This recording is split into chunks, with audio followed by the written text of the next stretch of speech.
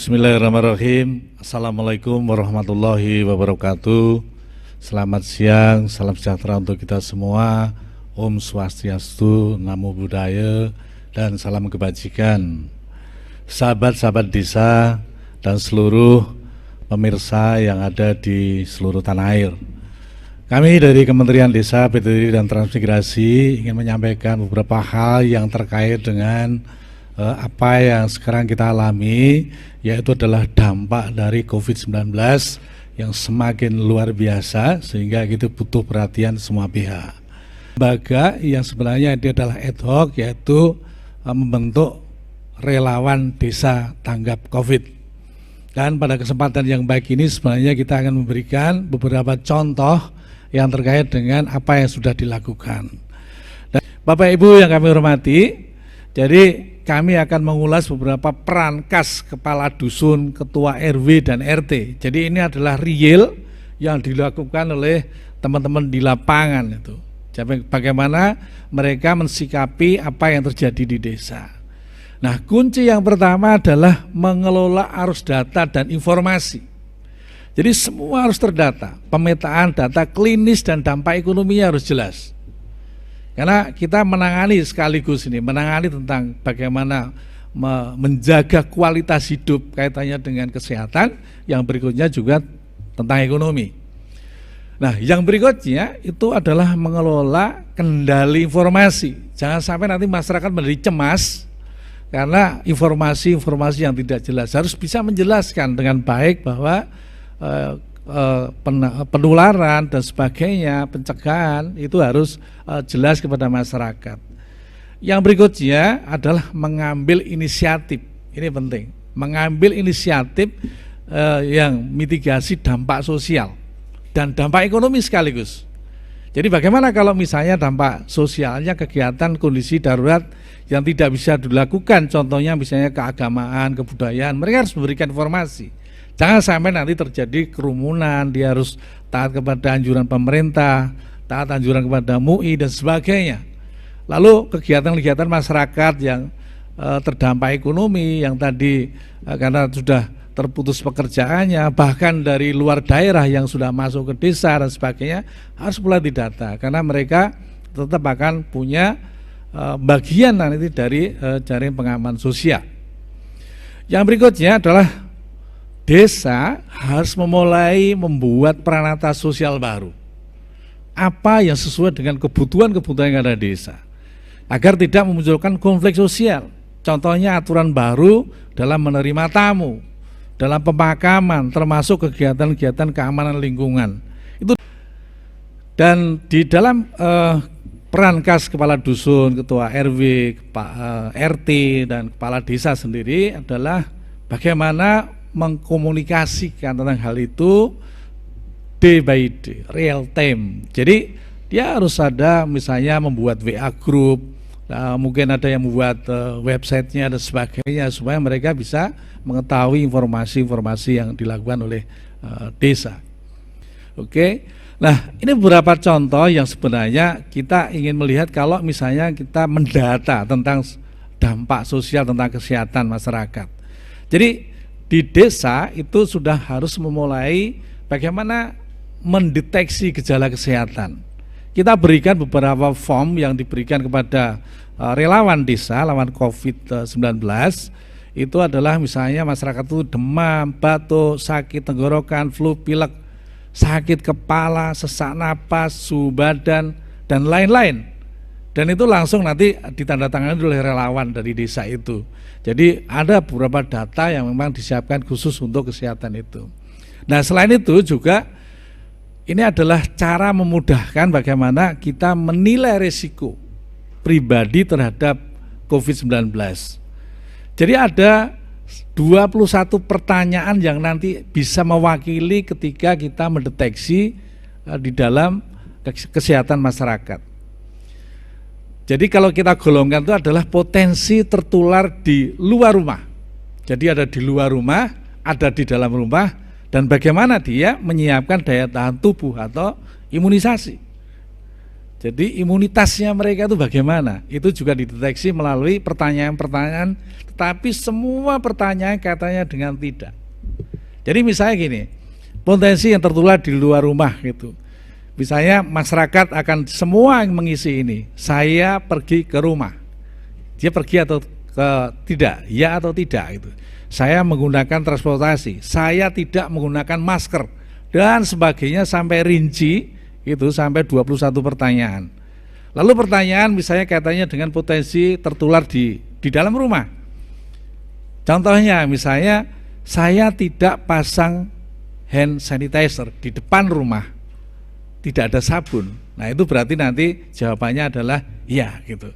Lalu saya tidak mencuci tangan, saya tidak menyediakan tisu basah, masker dan sebagainya, saya tidak segera merendam baju dan celana yang dipakai ketika keluar rumah, saya tidak segera mandi keramas setelah tiba di rumah, saya tidak mensosialisasi checklist gitu ya, kaitannya dengan penilaian risiko pribadi misalnya. Jadi pertanyaan-pertanyaan itu akan mempermudah bagi relawan desa tanggap COVID-19 ini untuk menilai. Jadi nanti jawaban-jawaban mana yang paling banyak itu. Daya tahan tubuh misalnya ada pertanyaan, saya dalam sehari tidak kena sinar matahari minimal 15 menit misalnya. Itu berarti dia tidak berjemur kan begitu. Jadi saya tidak jalan kaki olahraga. Saya jarang mengonsumsi vitamin C atau E gitu. Dan E maksud saya. Jadi lalu usia saya di atas 60 tahun. Nah, itu semua didata. Ada 21 pertanyaan dan itu nanti bisa diterapkan oleh teman-teman relawan desa. Lalu kita lihat nilai-nilainya gitu. Jadi kalau misalnya ada nilai yang iya-nya itu 7, berarti banyak tidaknya. Oh, berarti dia risiko rendah gitu. Dan sebagainya sampai kepada kalau semua nilainya iya itu 21 berarti risiko tinggi. Ini di kesehatan. Ini adalah dampak sosial yang perlu disiapkan sehingga nanti desa dan relawan desa itu semakin tahu sebenarnya posisi karena ini diisi oleh masing-masing dari masyarakat. Berikutnya, kita belajar dari pengalaman yang dilakukan oleh desa di Pangungharjo, Bantul, Yogyakarta. Jadi mereka sudah melakukan kegiatan ini. Kuncinya sebenarnya dia menggunakan istilah merawat desa dengan semangat gotong royong. Jadi semangat untuk merawat. Kalau merawat berarti mereka harus memperhatikan toleransi, komitmen semua masyarakat yang ada di desa itu, desa Pangungharjo. Ada dua hal yaitu sosial dengan ekonomi. Ini adalah keterlibatan semua pihak. Lalu mereka bisa tahu berapa jumlah yang melapor. Ternyata ada 6.827 orang yang melapor. Ada langsung tahu 4.650 orang dalam kondisi sehat gitu. 700 orang non indikasi, ini belum teridentifikasi gitu. Itu perlu dicari kayak gitu. Lalu ada 3 orang ODP pernah kontak dengan positif COVID-19. Dia mengaku gitu. Oh, saya pernah terjadi kontak dengan penderita gitu misalnya gitu. Lalu 17 orang ODP pernah kontak dengan positif disertai dengan gejala. Ada gejala-gejalanya. 35 orang ODP dan pernah kontak dengan positif COVID-19 dengan gejala sakit. Jadi semua data itu memang harus ada kejujuran yang ada di masyarakat sehingga nanti akan memudahkan. Jadi ada faktor kejujuran, ada faktor taat, komitmen. Itu akan semakin cepat bisa membatasi bagaimana ruang lingkup penyebaran COVID-19 itu yang ada di desa.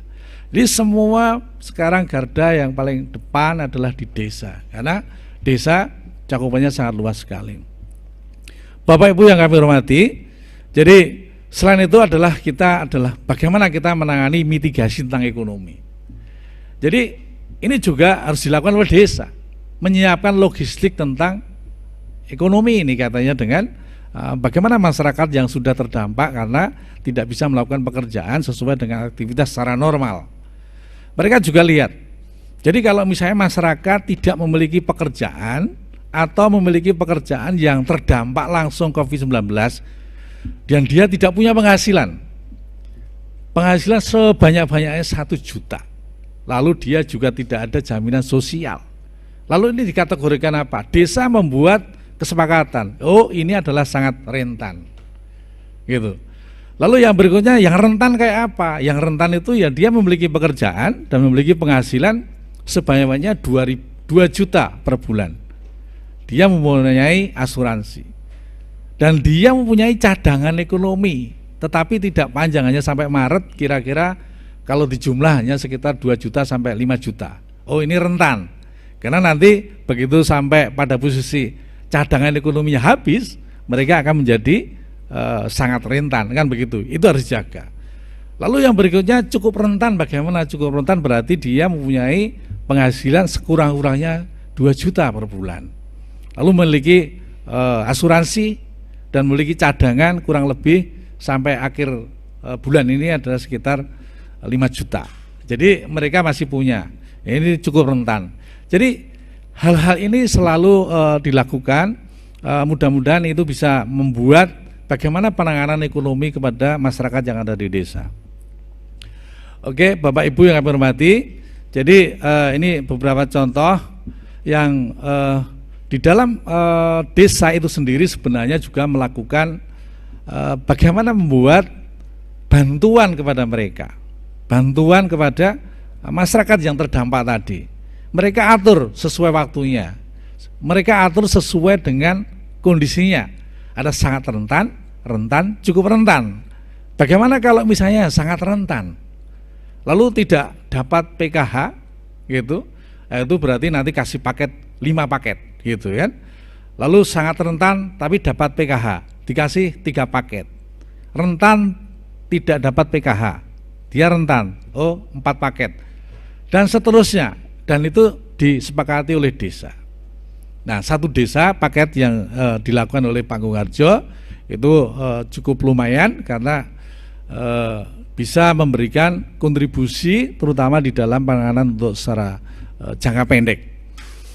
Bapak Ibu yang kami hormati, bagaimanapun persiapan yang ada di desa adalah membutuhkan kontribusi dan kebijakan dilakukan oleh pemerintah daerah, bupati dan gubernur. Desa menggunakan dana desa digunakan untuk kegiatan-kegiatan padat karya, digunakan untuk pencegahan COVID sekaligus logistik dan sebagainya. Sehingga dalam kesempatan yang baik ini kami menghimbau kepada bupati, para gubernur, Bapak Ibu semuanya, mohon untuk bisa memberikan fasilitasi terhadap bagaimana mempercepat di dalam proses perubahan APBDes yang tidak menyalahi dalam peraturan perundang-undangan, dan memberikan fasilitasi percepatan di dalam penyaluran dan pencairan dana desa, sehingga apa yang dilakukan oleh relawan desa akan semakin baik, semakin lancar, dan masyarakat semakin terlayani. Bapak Ibu yang kami hormati, yang kami banggakan, dan sahabat desa di seluruh Indonesia, kami berpesan di dalam pencegahan ini, 1, jaga jarak aman 1 sampai 2 meter untuk menjaga kita semua. Yang kedua, beretika bersin, menutup dengan siku dalam.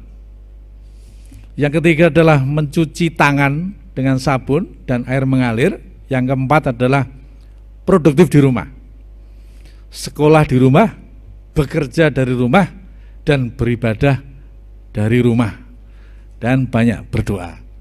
Lakukan semua dengan disiplin, jadilah pahlawan. Lindungi diri, lindungi orang lain. Mari menangkan perang melawan COVID-19. Indonesia bisa, salam tangguh. Demikian, wassalamualaikum warahmatullahi wabarakatuh.